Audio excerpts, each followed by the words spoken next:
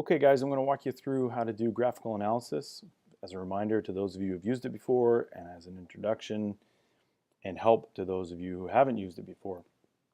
You'll notice over here that I have a replica of what you guys have as in class. Now my shape's going to be different and my grid lines are going to be different. This one used 8 to 11. X on 11 and Y to 8, but the principle is the same. What you guys are going to do is once you have your graph here, mine is blue hits and green misses, yours in class is X hits and circles for misses.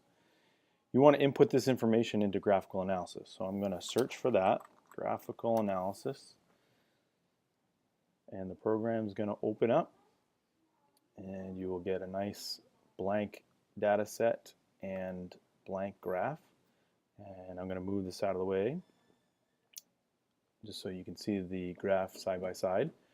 What I want to do is I want to map out all the hits.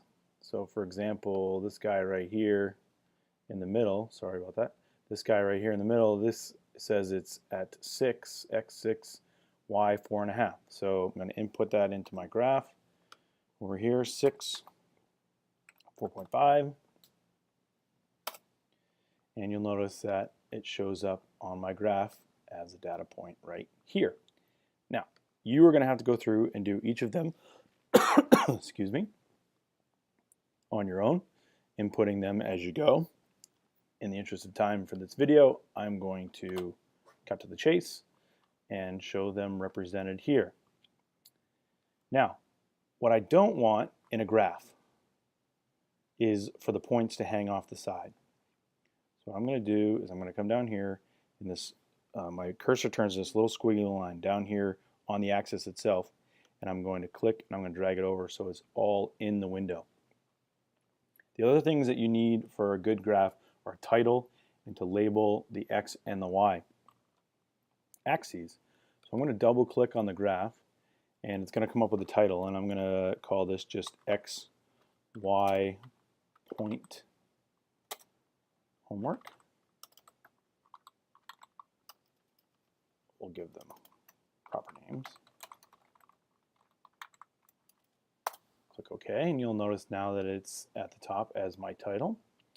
I also want to label the X and Y, and over here, if I just double click on the X, it will allow me to name the X-axis. This I'm just going to call the X points, right? We want to just change it from X to Y so that people know that we actually did something with this. And then I'm going to go to the Y and do the same thing. Double click on the Y. These are the Y points. But now I know, and I know as a teacher, and people know when you publish something that you actually did, instead of just labeling it X and Y, mathematically, you actually did something with it. You had a graph that you had X points and you had Y points.